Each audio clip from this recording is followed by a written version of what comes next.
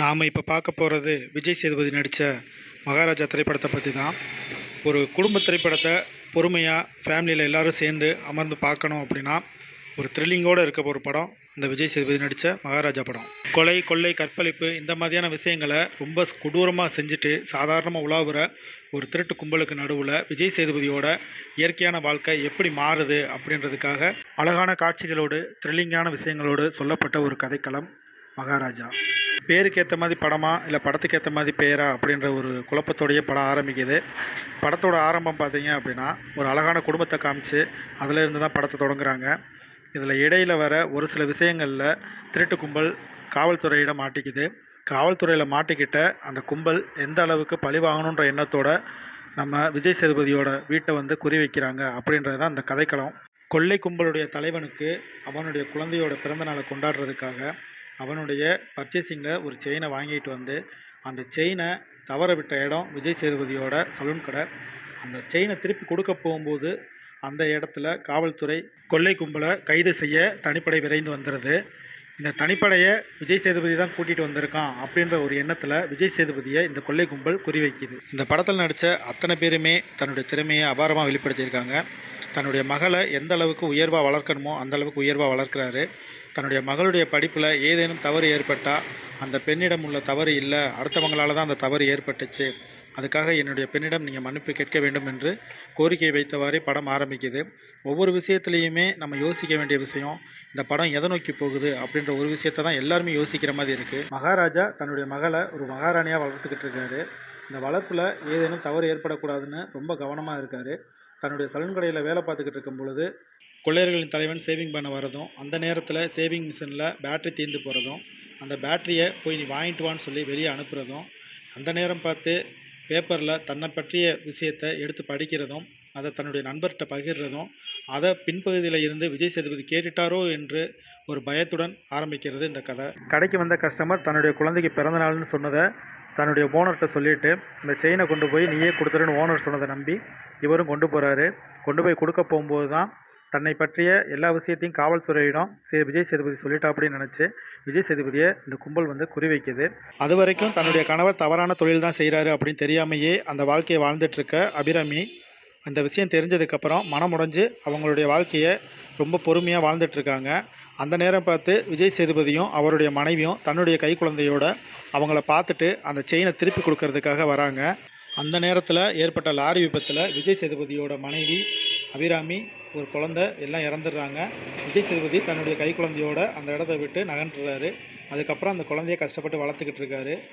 இந்த கொள்ளை கும்பல் வெளியில் வந்ததுக்கப்புறம் என்ன பண்ணுறாங்க அப்படின்றது தான் பெரிய ட்விஸ்ட்டு. தன்னுடைய வீட்டில் இருந்த லக்ஷ்மி காணாமல் போயிடுச்சுன்னு சொல்லிட்டு காவல்துறையில் விஜய் சேதுபதி புகார் அளிக்கிறாரு. அந்த புகாரை பார்த்துட்டு இந்த மாதிரி ஒரு புகாரா, லக்ஷ்மினா யாருன்னு கேட்கும்போது ஒரு குப்பை தொட்டியை காமிக்கும் பொழுது அவங்க கோவப்பட்டு அந்த இடத்துல இருந்து அவரை அடித்து விரட்டுறாங்க. அந்த இடத்துல அவரை அடித்து விரட்ட முடியாத சூழ்நிலையில் காணாமல் போன லக்ஷ்மி என்னை கண்டுபிடிச்சி கொடுங்க, உங்களுக்கு பணம் தரேன்னு சொல்லி காவல்துறையிடம் இவர் மன்றாடுறதுனால அதை ஏற்றுக்கிறாங்க. படம் பார்க்குற எல்லாருக்குமே இருக்கிற ஒரே ஒரு ட்விஸ்டான கேள்வி என்னன்னு கேட்டிங்கன்னா, ஒரு சாதாரண குப்பை தொட்டிக்கு இவ்வளோ அக்க போகிறா அப்படின்ற மாதிரி தான் இருக்குது. ஆனால் படம் போக போக ரொம்ப சூடு பிடிக்குது. என்ன காரணத்துக்காண்டி விஜய் சேதுபதி இந்த அளவுக்கு போராட்டம் பண்ணுறாரு? ஒரு சாதாரண குப்பை தொட்டிக்காண்டி எதுக்காக இவ்வளோ லட்சக்கணக்கில் நான் லஞ்சம் தரேன்னு சொல்கிறாரு அப்படின்ற கேள்வி ஒவ்வொருத்தருடைய மனசுலையும் அதிகமாகிக்கிட்டே போகுது. அந்த கேள்வி அதிகமாகிக்கிட்டு போகிற நேரத்தில் ஒவ்வொரு இடத்துலையும் விசாரணை நடந்துக்கிட்டு இருக்கும்போதே அதே மாதிரியான ஒரு குப்பை தொட்டியை ரெடி பண்ணி விஜய் சேதுபதிகிட்ட கொடுத்துட்டா இந்த வழக்கு முடிஞ்சிடும் அப்படின்ற ஒரு பார்வையில் காவல்துறை செயல்பட்டுருக்காங்க. ஆனாலும் நம்ம சதுரங்க வேட்டை நாயகனுக்கு ஒரு சின்ன சந்தேகம், ஒரு சாதாரண குப்பை தொட்டிக்காண்டி இந்த அளவுக்கு அக்க போகிறா, இல்லை இவ்வளோ அமௌண்ட் செலவு பண்ணுவாங்களா அப்படின்ற ஒரு எண்ணத்தில் மறுபக்கமாக தனக்கு தெரிஞ்சவங்களை வச்சு இந்த விஷயத்தை விசாரிக்க சொல்கிறாரு. அப்படி விசாரிக்கும் போது தான் தெரிய வருது ஒரு மிகப்பெரிய உண்மை. அந்த உண்மை தெரிய வரும்போது அதற்கான ஒரு குப்பை தொட்டியும் ரெடி ஆகிடுது. அந்த ரெடியான குப்பை தொட்டியை ஒப்படைக்கும் பொழுது குற்றவாளியையும் நேரடியாக ஒப்படைக்கணும் அப்படின்ற ஒரு எண்ணத்துக்காண்டி குற்றவாளி கிடைக்காத ஒரு காரணத்தினால குற்றவாளியாக நடிக்கிறதுக்காக மறு ஏற்பாடாக வேறு குற்றவாளிகளை ரெடி பண்ணும் பொழுது யாருமே ஒத்துக்காத நிலையில் சிங்கம் புலி அதுக்கு ரெடி ஆகுறாரு. அந்த ரெடி ஆகிற சிங்கம் புலியை வச்சு தான் இந்த கதை தொடங்குது. ஒரு குப்பை தொட்டி எப்படி லக்ஷ்மியாக மாறுச்சு, சிங்கம் புலி எப்படி இந்த கதைக்குள்ளே வந்தார் அப்படின்றது தான் ஒரு மிகப்பெரிய ட்விஸ்ட்டு. குப்பை தொட்டியை ஒப்படைக்க ஒரு பொய்யான நபர் தேவைப்படும் பொழுது அந்த நபருக்காக தேடப்பட்ட சிங்கம் புலியே உண்மையான குற்றவாளியாக இருக்கதும் சிங்கம்பலியோடு சேர்ந்த ஒரு 4 பேர் தான் அந்த முக்கிய குற்றவாளியாக இருப்பதும் அந்த நேரம் பார்த்து தெரிய வருது. தன்னுடைய மகளை கற்பழித்த 3 குற்றவாளிகளை கண்டுபிடிக்கிறதுக்காகத்தான் காவல்துறைக்கு போகிறாரு. ஆனால் தன்னுடைய மகளை கற்பழித்த விஷயத்தை மறைச்சு குப்பை தொட்டி மட்டுமே காணாமல் போனதாக காவல்துறையிடம் புகார் அளிக்கிறாரு. இந்த புகாரில் இவங்க விசாரிக்கும் பொழுது தான் இந்த உண்மை வெளியே வருது. 3 குற்றவாளியில் ஒரு குற்றவாளியை விஜய் சேதுபதி ஆல்ரெடி கொன்றுறாரு. மீதி இருக்க 2 பேரை மட்டுமே இவரால் அடையாளம் காண முடியாதனால இதை காவல்துறை மூலமாக கண்டுபிடிப்போம் அப்படின்றதுக்காண்டி தான் அவர் காவல்துறையை நாடுறாரு. கடைசியில் விஜய் சேதுபதி இந்த காவல்துறை மூலமாக இவங்க நேரடியாக கண்டுபிடிச்சிடுறாரு.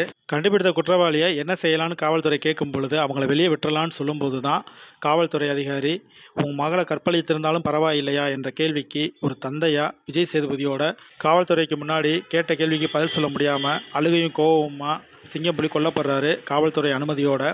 அதுக்கடுத்து காவல்துறை முக்கிய குற்றவாளியையும் கண்டுபிடிச்சு விஜய் சேதுபதிகிட்ட ஒப்படைக்கிறாங்க. ஆனால் விஜய் சேதுபதி அந்த கொலை குற்றவாளியை கொல்லலை. ஏன் கொல்லலை அப்படின்றது ஒரு கதை. என்ன காரணம்னு விசாரிக்கும் பொழுது அங்கே தெரிகிற ஒரு ட்விஸ்ட் என்னன்னு கேட்டிங்கன்னா, விபத்து நடந்த இடத்துல இறந்த குழந்தை விஜய் சேதுபதியோட குழந்தை. அப்போ விஜய் சேதுபதிகிட்ட வளர்கிற குழந்தை யார் அப்படின்ற ஒரு கேள்வி உருவாகுது. கடைசியில் அந்த செயினை வச்சு தன்னுடைய குழந்தையை தான் விஜய் சேதுபதி வளர்த்துக்கிட்டு இருந்திருக்காரு இத்தனை வருஷமா அப்படின்ற விஷயம் தெரிஞ்சு தனக்கான மரண தண்டனை தனக்கே கொடுத்துக்கிறான் கொலை குற்றவாளி. இதுதான் கதை. இந்த லக்ஷ்மி அப்படின்றது என்னன்னு கேட்டிங்கன்னா, ஒரு குப்பை தொட்டி. அந்த குப்பை தொட்டி தான் அந்த குழந்தையோட உயிரை காப்பாற்றுது. குழந்தையோட உயிரை காப்பாற்றின அந்த குப்பை தொட்டியை தன்னுடைய குடும்பத்தில் ஒரு உறுப்பினராக தான் வச்சு மகாராஜா வளர்த்துக்கிட்டு இருக்காரு. அந்த குப்பை தொட்டி காணாமல் போயிடுச்சுன்னு சொல்லிட்டு தான் இவ்வளோ ஆர்ப்பாட்டம்னு நினைக்கும் பொழுது தான் கடைசியில் தன்னுடைய மகளுடைய வாழ்க்கையை சீரழித்த இந்த 3 காம கொடூரங்களை கொல்றதுக்காகத்தான் இந்த அளவு ஒரு மிகப்பெரிய போராட்டம் அப்படின்ற ஒரு விஷயம் வெளியே வருது. இந்த விஷயத்தில் எல்லாருமே யோசிக்க வேண்டிய ஒரு விஷயம் மனிதாபிமானம்.